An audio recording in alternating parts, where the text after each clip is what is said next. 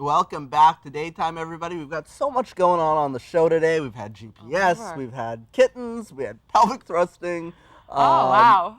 Quite the show. We've had everything. breakfast. Really, we've had breakfast. And now we have music. We have rapping. We have a rapper in studio today. Well, he's got a very interesting album that's just being released. It is called Breakfast with a Psychopath, which sounds like quite the interesting title. Here you go for all of our viewers at home. His name is the Identity Crisis, a.k.a. Paul. Welcome to the show. You're not going to go crazy, Paul, are you? You're not the psychopath you're talking about on this album. No, it's not about me. It's about a girl. About a girl who's an absolute psychopath. Isn't the songs always about a girl?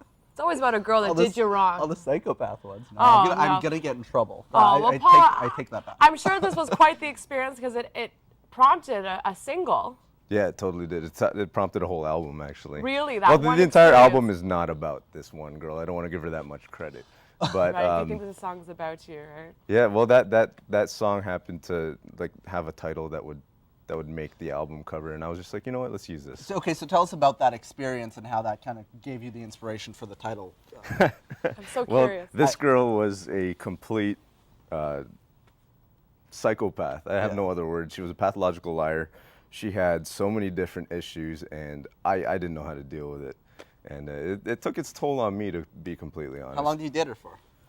He wants all the far too long. He wants all the info. You want all the juice, huh? So I guess writing this in a way kind of was like getting it off your chest. Yeah, right? therapeutic. Yeah, I'm sure. It was therapy completely. That's the Yeah. best word for it. I mean, and you know what? It's always been like that. I've got two other albums under my belt, and it's always been. I find that songwriting is completely soothing, and it just helps you through all the stressful times. Yeah, Well, it sounds like this is definitely part of your process. You get a lot of your inspiration from real life. Oh, absolutely. I think that's how you have to be, and I think those are the songs that really connect with people because they know you're coming from a real place, and they know it's coming from, from here. You know what I mean?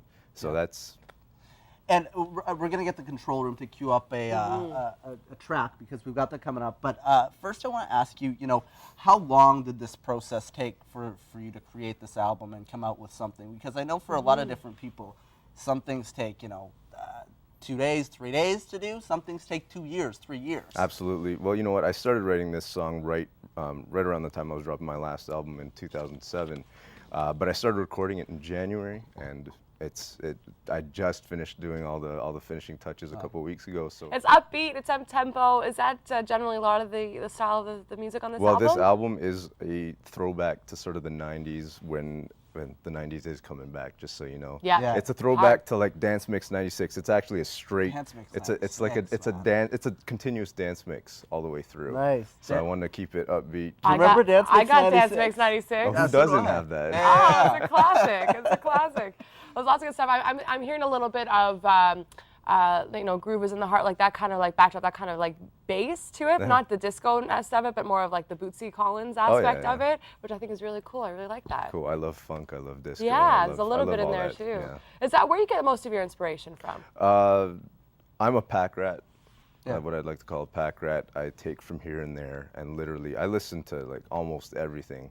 I think the only things that don't make the cut are like polka and maybe like bluegrass, but everything else makes it Well, onto this my... must be where the name Identity Crisis came from then. Yeah, totally. I didn't, initially when I started off, I really didn't know how to classify my style.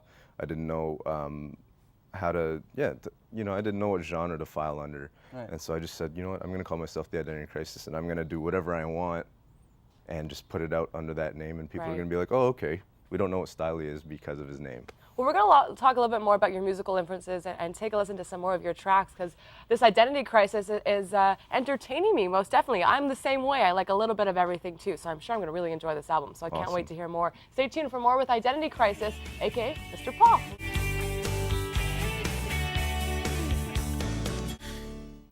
Welcome back. We're talking to the Identity Crisis. Paul, a man who finds musical influences everywhere, hence the name. And being that he's from Mississauga, surrounded by many different cultural references and influences as well, I'm sure you find a lot of that from the different cultures that surround you. Is that right, Paul? Absolutely. Mississauga is the gateway to the world, you know what I mean?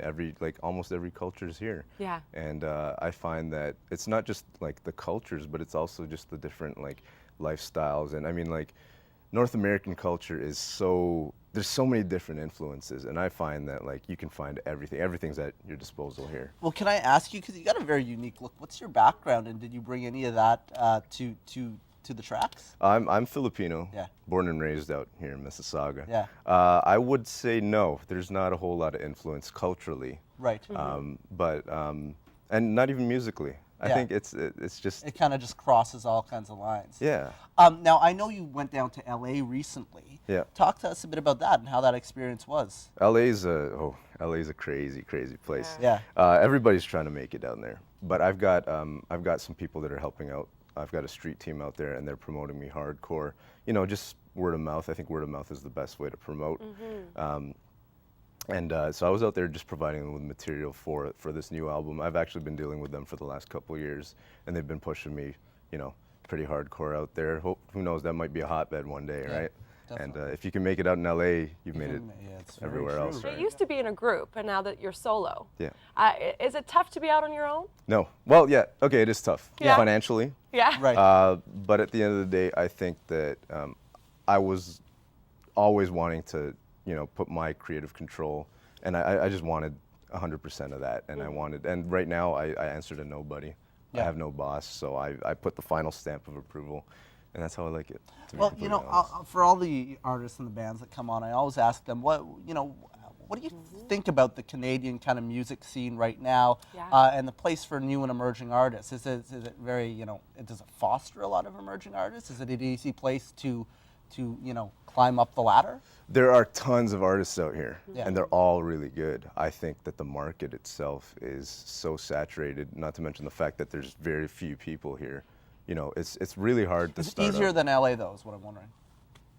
Good question. I'm not sure about that. Yeah. I think out there the market's saturated as well, you know what I mean? Yeah. But to stand out, it's easier here, Yeah, for sure. Definitely. You can sure. create a name for yourself, a good following, and really push your way through. Oh yeah, absolutely. Yeah. And with online, you do that as well. I know you've got a number of ways to get in touch with you. You've got YouTube, you got your website, MySpace. Your songs are available on iTunes. Online really kind of helps with the Yeah.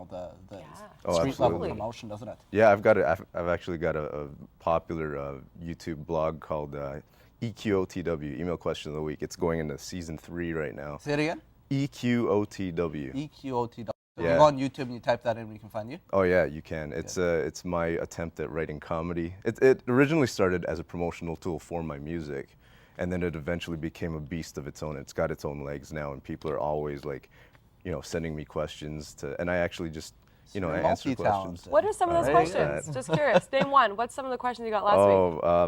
Well, I started up season 3 just a couple weeks ago. The question was, what have I been up to? I took like a year off of doing the blog, Yeah. and it was. You have to check it out. We're You going to have be check giving it away out. some of your CDs if they want to check out your music. They can also check out your blog, of course. So call on our contest line. The number is 361-5120. We got it. I'm so impressed. So if got you a like a monitor copy right of the there. album, please call in and you'll get to take this music home with you. Now that's all the time we have for today. We had a jam-packed show, lots of stuff all over the place, but you're going to have to stay tuned until tomorrow's show. Actually, we have the Remembrance Day show. Very that's special coming show up. tomorrow coming up. Yeah. A special program in honor of Remembrance Day will be on at 5 o'clock tomorrow. So, Yeah. so stay tuned for that.